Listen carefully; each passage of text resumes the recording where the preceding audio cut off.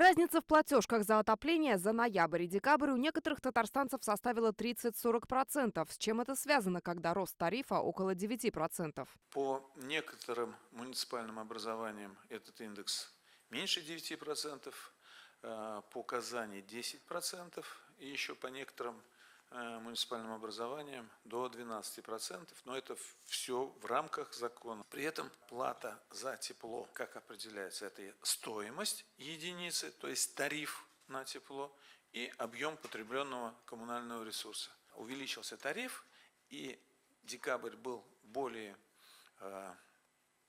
холодным, чем ноябрь, и увеличился объем потребленного тепла. По этой причине вот такой рост.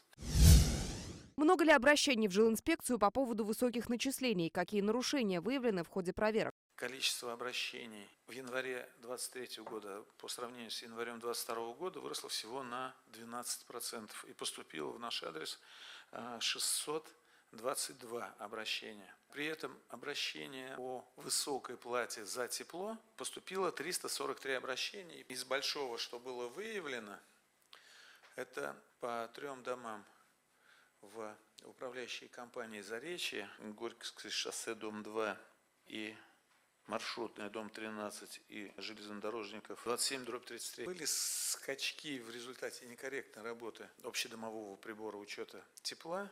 В платежных квитанциях уже в следующих будет жителям произведен перерасчет. И по одному дому, проспект Победы, 15, управляющей компании «Уютсервис», прибор вышел из строя, и управляющая компания вместо того, чтобы начислять плату по среднему за предыдущий год за тепло, начислила по нормативу.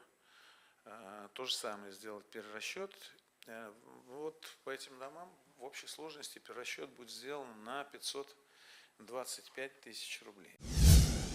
Могут ли жильцы новостроек с индивидуальными приборами учета тепла отключить подачу тепла и не платить за него? Какие-то собственники купили квартиры, но не проживают, то ли делают ремонт, то ли собираются. Нередки случаи, когда застройщик не продал все квартиры и тоже не хочет нести убытки, они просто перекрывают отопление в этих квартирах и подают нулевое потребление тепла вот в этих квартирах.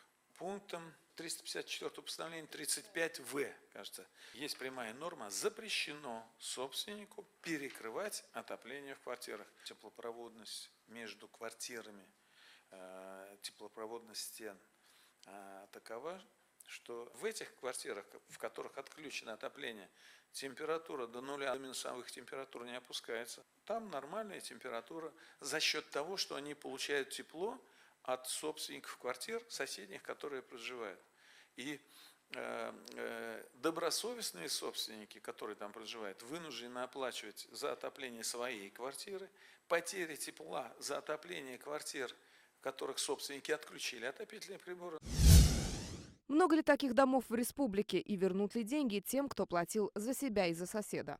Современных домов с такой разводкой по республике 460, 353 в Казани, 98 в Челнах, 9 в Нижнекамске. И по всем этим многоквартирным домам управляющими организациями произведено начисление недобросовестным собственникам, а добросовестные собственники, у них плата снижена. Всего перерасчет сделан пока на сегодняшний момент, еще не по всем компаниям, на 9 миллионов 65 тысяч рублей. Но эта цифра будет больше, когда сделают этот перерасчет все управляющие компании.